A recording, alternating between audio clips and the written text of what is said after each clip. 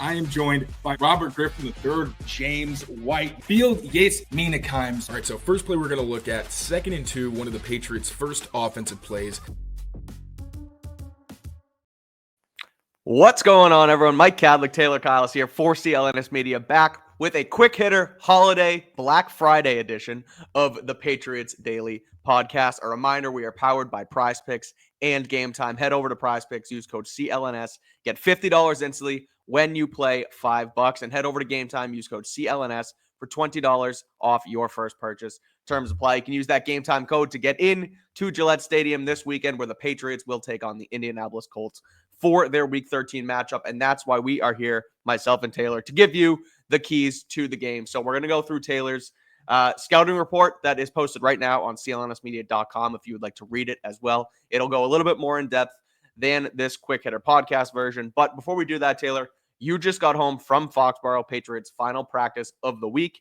And I would say the big storyline is this continued shuffling along the offensive line. First and foremost, Michael Jordan returns to the practice squad today, so he was back out there with the Patriots.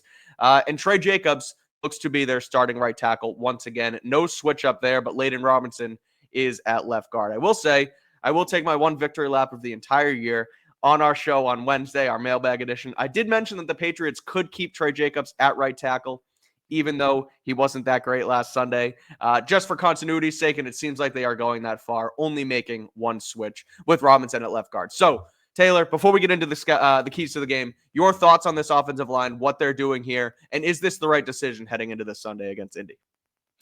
Yeah, so I think it was. Honestly, throughout the week, I've been looking at kind of ahead at the pass rushers the Patriots are going to be facing. They don't really face any elite edge rushers other than Nick Bosa and Khalil Mack. Mm-hmm. Really, like the Colts, the Cardinals, the Bills, they don't have that guy really. They've got some talent, but no one that really jumps off the page like a Chop Robinson, who'd been one of the best pass rushers in the NFL over the month before they faced him, and obviously going into that game as well. Right. So, honestly, when Brian and I were heading into the stadium today, I was like, I really wouldn't mind if Trey was back. Because, like what you mentioned, the continuity, City, so in my piece where Mayo talked about benching players, I'm thinking, okay, the logical choices are Michael Jordan, who obviously was cut, and Trey Jacobs because he was benched in the game. I feel like that was a pretty logical choice, and a logical kind of tangent to make. But then, yeah, I was like, if you're not going to face anybody that good, the continuity makes more sense. Left guard is different because Gerard Mayo has said we want to see what we have in our young players. And at left guard, that's Layden Robinson because Mike Nwuenu's not really going anywhere. You want to keep him entrenched at right guard so he can keep improving as he has. I'm sure when Cole Strange gets back, that's probably going to lead to Michael or Ben Brown getting benched. He hasn't been terrible, but obviously he's been replacement level, and they do want to have some idea of Cole Strange can be their long-term plan at center. That would take a lot of issues off their plate in terms of trying to find not only a replacement for David Andrews long-term, but also what happens next year if David Andrews can't play, even if he plans to. But then at right tackle, Caden Wallace is still hurt. Now, Gerard Mayo did say he expects him to be back at some point this season, along with Cole Strange. But right now, City So is probably not really going to long-term be your right tackle. We've already done that experiment. It just felt like at the time you needed somebody else because, like I mentioned in that pod, Trey's not going to be here next year either. So you're not really learning anything by putting him out there. But if you just need somebody to hold the spot until Caden Wallace gets back, especially now with the benefit of kind of looking ahead at their opponents and really thinking on it, you were completely right. Keeping Trey there did make sense. Yeah. I'm glad that that's where they're going. Yeah, for sure. I think, again, it makes sense with – it was, the third week in a row where they had their top offensive line was what they used the week before, which is something they didn't have in like the first 7 or 8 weeks of the season. So, again, keeping as much there as possible, especially, Jacobs wasn't great post-snap, but a lot of those offensive line issues were pre-snap. So that's something where Alex Van Pelt, you wrote it in your piece where he was like, no, that's horse crap. They got to get that, they have to get their shit together, for lack of a better term. Hopefully they can do that this week. Hopefully they've had a good week of practice and can get that figured out. So yeah, it looks like at least after Friday's practice, that Trey Jacobs will return as the right tackle once again. It looked like City So, at least in your video, was working in that muscle tight end position. So maybe if they go with their 6-0 line sets, City will get some run there. But at least to start Sunday, it looks like DeMontre Jacobs will be the right tackle. All right, Tayler, let's get into your keys to Sunday's matchup against the Colts. Colts come in to Foxboro and 7 have had some back and forth with their starting quarterback, Anthony Richardson. He got hurt early on. Then he got benched for Joe Flacco.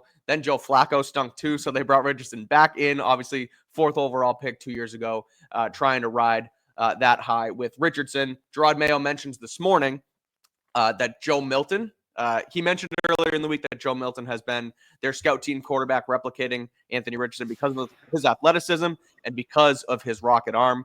Mentioned that Milton has done a great job of that. Anthony Richardson, 4th highest average depth of target this season at 11.7 yards. So he is just a bombs away quarterback. And your first key to the game is keeping a lid on that deep ball from Richardson. So how do the Patriots do that this Sunday? Yeah, buddy. Can you take actually the actually I got it. Okay. You got it. So yeah. So the deep ball is the most important thing for me with Anthony Richardson. Now, one thing is you'll see from the chart, his accuracy is kind of all over the place. You know, he's still getting used to the NFL. His vision can be spotty. That's contributed to his turnover-worthy plays. He's got one of the highest rates. If you look at the entire season, I tried to be fair and look at him over the past couple of weeks after he returned to the lineup when he was benched for, we don't have to get into that. That's not our business. But you have to account for his arm. Now, the Patriots, for the most part, have been very good defending the deep ball. Christian Gonzalez is one of 2 corners, along with Derek Stingley Jr., who's only allowed 1 deep catch on at least 10 targets. Kayshon Boutte actually was the only person who's caught a deep ball on Derek Stingley this year, his former teammate. I thought that was pretty interesting. Also, the only player that caught the deep ball on Gonzo was Brian Thomas Jr., this LSU family, man. They're just making these big plays, stopping these big plays, what have you. But Wide Receiver University was talking about that yesterday during the Thanksgiving games. LSU has just been jam-packed with those guys. I think Drake May needs one of those guys, one of those like bona fide dudes. But anyway, that's a future conversation, future episode.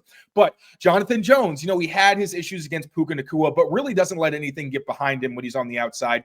Marcus Jones has gotten picked on this season, but he's been competitive. Only Brandon Stevens of the Ravens has been targeted deep more than Marcus Jones. He's also given up the second most catches, but he's top 10 in forced incompletions.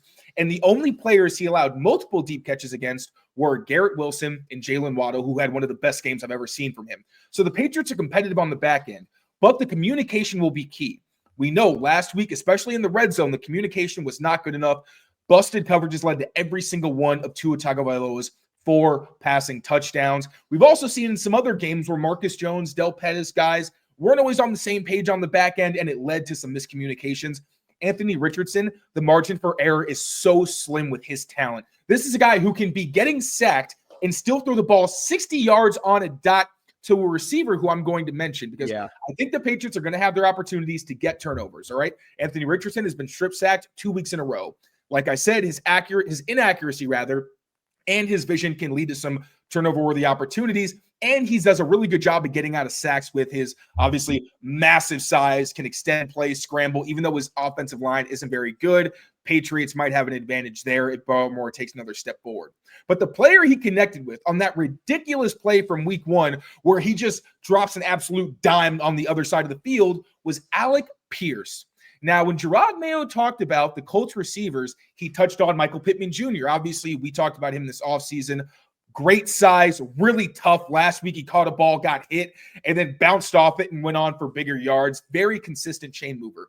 Then you've got Josh Downs. Now, he may or may not play. Same with Alec Pierce. Those guys didn't participate in the last practice.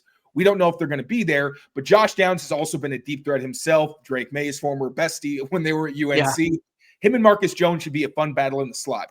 A.D. Mitchell hasn't really been a starter for them, but obviously, again, we went through in the draft preview. We know one-on-one, he's got a lot of talent. But Alec Pierce has been one of the best deep ball receivers in the NFL, or at least the most productive, right? Second in targets, tied for third in receptions, second in receiving yards, and he's even done well if you actually look at the efficiency from yards per route run and yards per reception, and he's top 5 in contested catches. So he's productive. Sometimes the efficiency doesn't match up, right? Like sometimes you just have big numbers, but it happens so often that it kind of conflates. He's running enough deep targets that when he's having this production, he's still being efficient. So Christian Gonzalez, like I said, has been very good against the deep ball. I can understand sticking him on the boundary because the way they've talked about this Colts offense, they say they got weapons all over the place. Yep. And that's true. So history would say that Gonzalez is going to stick to the boundary like he's done against the Niners, the Rams, those teams that are just stacked. For my money, Michael Pittman Jr. is not beating you deep. He doesn't scare me. If Jonathan Jones can't hang with him or at least be competitive, I think you got bigger problems. Like I said, Marcus Jones, Josh Downs, I think that's a really good matchup for their size and skill sets. Alec Pierce and if he doesn't play AD Mitchell, are the only guys that really scare me in this Colts passing game. So if it were up to me, I'd put Gonzo on those guys and be like, make sure that we don't get beat over the top. That would just be my game plan. But for the Patriots to win this one, they cannot give up the big play like we've seen them do over the past few weeks. And again, the key for me to doing that is making sure Alec Pierce can't have a day the way he has against a lot of other secondaries. Let it be known, according to the record, Taylor says that Christian Gonzalez should play Alec Pierce, not the boundary. We'll see how they do it. I believe you were one of the ones who agreed with the game plan idea of having Gonzo play the boundary a few weeks ago, where everyone was kind of up in arms about it, right? And now you're I was kind of back and forth, honestly. Okay. I was like, I think Puka is more threatening in terms of the outside guys. Sure. But I also said, you know what? Stafford will spread the ball around this offense. Is really tough to do that against. So I prefer he stick with him. But if they didn't, I would understand. It's kind of similar to this game, but this is a very static Colts offense also. They're bottom 5 in shift in motion rate. That should play into the Patriots' hands, especially with that miscommunication from last week. That was a massive problem. That should not be an issue this week. And if it is, I'll be very concerned, but expecting this to be a bounce back for them. We will see how it goes there. We're going to continue on with our opponent preview, keys to the game. But before we do, quick word from our friends over at Prize Picks. We tried to hit some of our Thanksgiving Prize Picks. Did not go as planned on Thursday, but back at it tonight. Celtics versus Bulls, and we'll see if we can hit a couple more. But Prize Picks is the best way to get real money sports action with over 10 million members and billions of dollars in awarded winnings. They make daily fantasy sports accessible to all. All you got to do is pick more or less on at least 2 players. You win a shot of up to 100 times your cash. So come hang and run your game all season long on Prize Picks. Prize Picks puts their members first. All withdrawals are fast, safe, and secure. And when your picks hit, you get your money in as little as 15 minutes. They also offer a super easy Venmo cash out, so it goes right to your Venmo account, making deposits and withdrawals super easy this sports season. So join us today on Prize Picks. Head over to the app, download it, and use the code CLNS. You get $50 instantly after you play your first $5 lineup. Again, that's code CLNS. You get $50 instantly after you play your first $5 lineup. You don't even need to win it. You just got to make the play, and you get $50 to use in your account. So again, download it today, code CLNS. Prize Picks, run your game. Thank you, Prize Picks, and thank you, Taylor, for continuing on and doing all this work with us here on this opponent preview. And now your second one is stopping this run game. Jonathan Taylor, one of the better backs in football, has been really since he was drafted out of Wisconsin several seasons ago. Patriots have improved a bit in the run game over the last couple weeks after getting sort of scorched, starting with I would say that Houston game against Mixon was really the big one where it's like, okay, we need to stop these guys. Like that was one where they got gashed. Then the next week against the Jags, it's like, all right, not a lot of explosive runs, right, but you're getting punched in the gut consistently and you can't get them off the field. Exactly. So a little bit of improvement. I'm reading your preview right now, actually. Less than 4 yards per carry in 2 of their past 3 games. So solid stuff from that. But how do they do it against one of the top backs in football in Jonathan Taylor? Yeah, the defense also over the past 4 weeks, they are one of 3 teams, I believe it's the Raiders and the Bills, to allow fewer than 10% of missed tackles. So you do see the improvement. A lot of that is Keon White getting better in his role, both outside and inside. Jelani Tavai, I think, is kind of started to settle in a bit at middle linebacker. Not perfect, but better than what you were getting when it was Raekwon McMillan out there. And also Jeremiah Farms, I think, has been more consistent. That's helped. Even Christian Barmore is pitching in a little bit. But yeah, this Colts run game, they've been middle of the pack this season. A lot of that is because their offensive line, they got injuries. It's been poor execution. Because of that, Jonathan Taylor's numbers haven't been as good as they have in years past, right? He can still pop off the big runs. Like, he's still breaking tackles, still the bell cow for that offense and one of the foremost bell cows in the league. The efficiency has not been there. He's really struggled behind this offensive line. And last year, actually, the Patriots were able to hold him, so I think it was about 3 yards per carry. They were able to stifle him after the first time they met in 2021 when he ran roughshod over them, one of Christian Barmore's worst games in run defense. Actually, that run that they hit to seal the game was, I think it was right behind Barmore. Hightower tried to get downhill and stop it. He ended up getting blocked, and now he's on the coaching staff, which is just absolutely so bizarre. But anyway, yeah, Jonathan Taylor hasn't been as efficient, but the Patriots cannot afford to take him lightly. Like I said, he still looks explosive, had a high ankle sprain that kept him out for a while. He's been back since week 8. That's why the stats are what they are in that range, but not someone you can sleep on, especially because last year when these teams faced off, it was Gardner Minshew in the backfield. He's not really a running threat. This year, you've got, over the past 2 weeks since Richardson returned, the foremost designed running quarterback in the NFL. Yep. No one has been more productive on designed runs at the quarterback position than Anthony Richardson. Leads in rushes, leads in yards, tied for the lead in explosive runs, leads in missed tackles, and leads in rushing touchdowns. Now, DeMarcus Covington mentioned this is a guy who can scramble too. He can get out of the pocket. He can extend plays. Richardson's only scrambled a couple times, and he really isn't much of a scrambling quarterback. He tries to run to throw, but they make sure it's kind of like the opposite of Drake May, where he's running a ton, but it's on scrambles, and they're not really dialing anything up for him. It's the opposite for Richardson, where he's not scrambling a ton, but they are going to run it, and they have a diverse package. You're going to see QB counter. You're going to see QB counter with the back going to the opposite side. You're going to be seeing naked bootlegs. You're going to be seeing veer. It really reminded me of Cam Newton when he was with the Patriots. All of the same concepts, the QB draw, like all of that, like downhill running and all that. That's what you're going to see from Anthony Richardson. And the Patriots have not seen that this season. They've seen some athletic quarterbacks like Tyler Huntley, even Brock Purdy, one of the more mobile guys they've seen. They have not seen a guy where the offense is going to try and dial up runs specifically for him without even trying to involve the running back. So that's going to be a new challenge. I actually asked DeMarcus Covington about that this week, and he said, yeah, we're going to have to be assignment sound, understand who's the force player, who's going to take it if he pitches it, who has the quarterback, who's got their eyes on the running back. These are things where when they were seeing Lamar Jackson almost every year, at least you got the experience, even though he gassed you every year. Right. Richardson isn't Lamar. Like, he's not that jitterbug. He doesn't have the same explosiveness, but this is still a dude who's 245 pounds and runs a 4.4. He's a machine. Mike Pellegrino told me when we were talking in the coaches interviews, he's like, do you see him run over Brian Branch? Yeah. Like, Brian Branch is one of the baddest MFers in football right now, the safety out of Detroit. And Richardson, on one of his first carries in that game, literally ran him over, carried 2 more guys, and kept running. He's an absolute load to bring down. So one, the communication and being on the same page as a defense, so you know who's got the ball, is going to be a huge part of it. Also being gap sound so that you're not over pursuing and then giving Jonathan Taylor a lane, but also just fundamental football. Bring these guys down. They are not going to be easy. Fly to the football, get everybody there, gang tackle, and bring them down, minimize yards after contact. Yeah, it will be interesting how they react to a mobile quarterback like Richardson here, obviously, because in the past they've sort of struggled there, but this is the first time they're seeing it under the lead of DeMarcus Covington, because you mentioned they haven't played Josh Allen yet. They've still missed him twice. They haven't had Kyler Murray yet.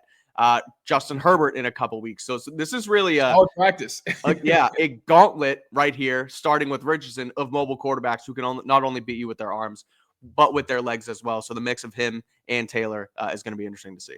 And even the Chargers with Greg Roman, like, he's running Justin Herbert. He's not scared. And Justin Herbert, like Drake May, is a big dude who's also very fast. So I actually hadn't thought about that angle until now. But yeah, this is the first time they're going to see it, and they're really going to see them every single week until the end of the season. So better be gap sound, or they're going to see what you don't do well on tape, and they are going to exploit it. Exactly. We will see how that goes for the Patriots. All right, one more read here from our friends at Game Time, and then we will finish up our opponent preview. So if you want to head to Foxboro this Sunday, do it with the Game Time app, because right now you can get into Colts at Patriots for as little as $79 right now on the Game Time app. Not too shabby. I don't know if they have Black Friday deals on Game Time, but they do have the best deals no matter what. They also have the Game Time Picks feature that filters out all the fluff and shows you only the incredible deals on great seats, so you don't have to waste time searching through thousands of tickets. Again, right now, $79 on the Game Time app. They have the all-in pricing feature. They also allow you to see your seat view right in the app, so it'll show you exactly what you're going to look at once you get inside the stadium. And right now, if you head over to Game Time, you can get $20 off your first purchase with code CLNS. They also have their lowest price guarantee as well, so they will credit you up to 110% of the difference. So again, download the Game Time app today, create an account, and use code CLNS to get $20 off your first purchase. Terms apply. Again, create an account, redeem code CLNS, you get $20 off. Download Game Time today. What time is it, Taylor? Game time. Good answer. It's game time. It's also time to finish up our opponent preview here, Patriots versus Colts, this coming Sunday. And this one comes to the offensive side of the ball. It's been a topic of discussion down in Foxboro. It's been a topic of discussion on Patriots Daily here. It's the Patriots offense beating the blitz. Some miscommunication issues that we've seen. Pop Douglas, Drake May mainly running into space, not running into space, throttling down, finding the zone, all that good stuff. How do they fix it? How do they do it against this Indianapolis defense? Yeah, so it was kind of disappointing last week because Drake May had actually been excellent against the blitz in the previous 2 weeks when teams really started to dial it up. 139.1 passer rating against the Bears when they blitzed him. The Rams next week blitzed him more, so obviously the efficiency went down a tick. Still 109.1 passer rating against different types of blitzes and creeper pressures as a rookie quarterback. Very impressive.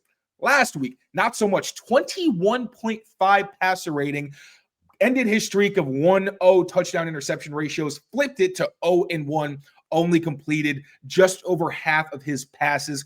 But why exactly did that happen? Why did they struggle so much? Did Alex Van Pelt not tell them that, hey, the Dolphins are going to blitz you? Were they unprepared? Did coaching fail them? No. It was a failure of execution. You saw there were plenty of opportunities the Patriots had to beat the blitz or give themselves better opportunities. Instead, they squandered them with missed blocks, missed throws, receivers not running the right route, a whole lot of bad. So I'm going to get into exactly how that happened right now. Quick little montage here. So we've got 21 blitzing on this play. Ramondre Stevenson's flipping to the other side. Now he comes, and Drake May knows he's hot because if you look at it right here, this is a slide to the left. So you've got Mike Nwenu here, Ramondre Stevenson picking up a blitzer, Demontre Jacobs.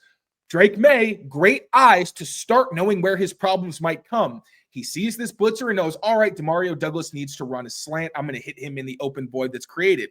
But as Alex Van Pelt told us, it was a 3-step slant. He was supposed to run a 5-step slant because he got excited. And now he and Drake May aren't on the same page. Throws behind him. Maybe he thought Pop was going to get more depth. Incompletion. Now we have a play with the late insert for a blitzer.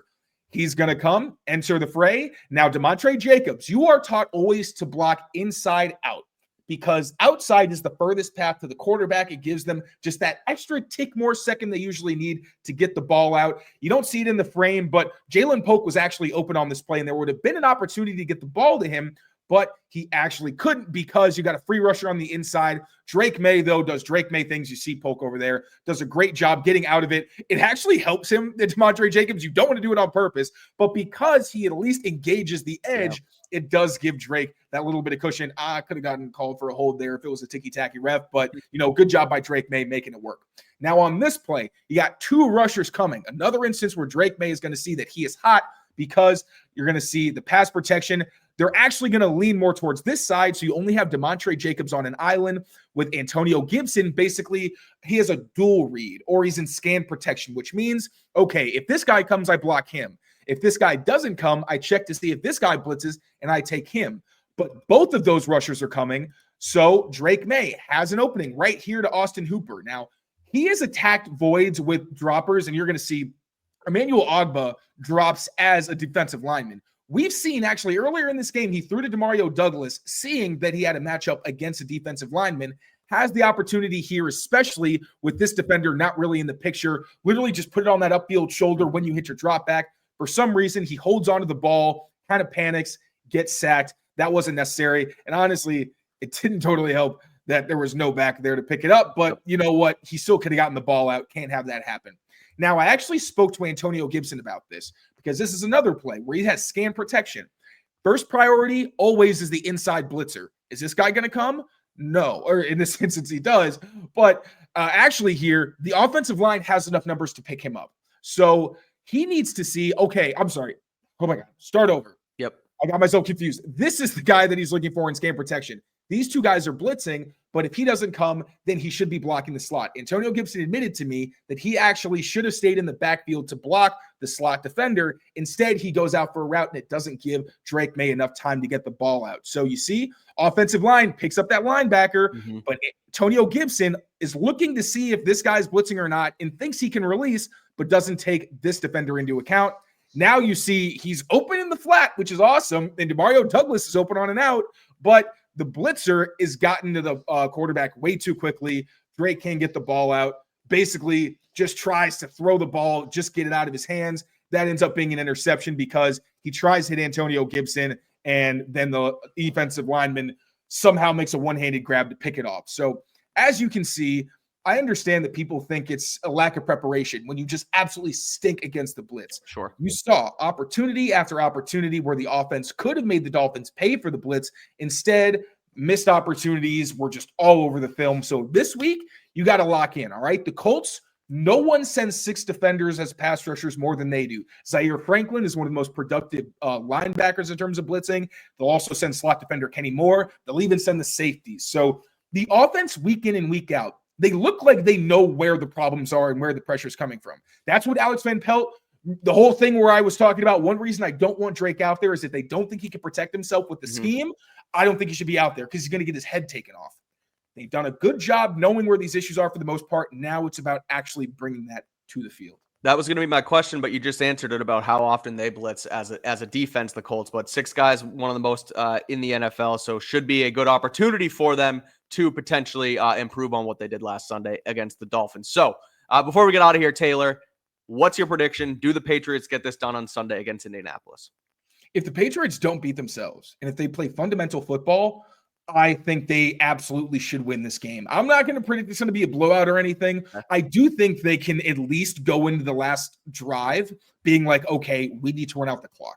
Because I really don't think Anthony Richardson is consistent enough as a passer to really threaten a very talented secondary. And as a runner, like, look, you either defend the run well or you don't. Like, yes, the mobile quarterbacks have given the Patriots trouble, but Lamar Jackson's a different beast. You know what I'm saying? Like, he's usually the one you think of. Justin Fields is kind of in that similar vein, but even he's not the same kind of athlete as Anthony Richardson.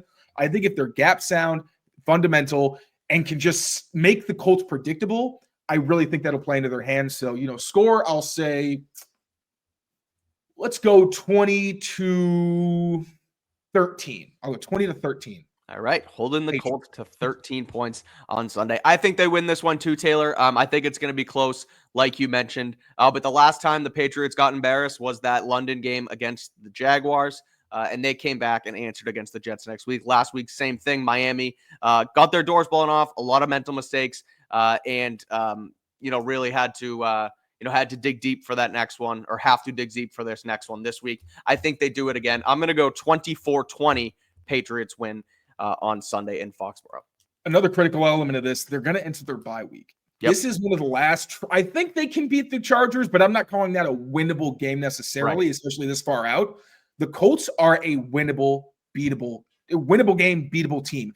You need to capitalize, because if you lose it, and I asked Rod Mayo about this, and he said he's emphasized that as well, because if you lose this game, one, it's one less day of rest that you have during your bye week, but also that's 2 weeks that you're going to have a bad taste in your mouth while walking into a gauntlet where you have to go to Arizona and play a Cardinals team that's hot right now. You absolutely cannot lose this game and go in that way, especially when you're saying you want to be a team that's better and you're better than what you showed in Miami. If you're better than what you showed in Miami, you win this game, especially with Drake May. 100%. And I think, like you said, this is really the last winnable game on the schedule. Upsets happen any given Sunday, all those cliches and stuff. But Cardinals, Bills twice, and Chargers to close it out is not easy for the Patriots. So they could really use this one to jumpstart themselves a little bit after the bye. So we'll see what happens. Myself and Taylor will be down there on Sunday in Foxboro from Gillette Stadium. We'll have a pregame show. We'll have a postgame show. So make sure you keep it here on Patriots Press Pass for all of your Patriots coverage. Patriots heading into Week 13 to take on the Indianapolis Colts before their bye week. Thanks for tuning in. Thanks for watching. We'll be back again, like I said, on Sunday. So until then, take care of yourselves, take care of each other, and we will see you next time. Peace out, everyone.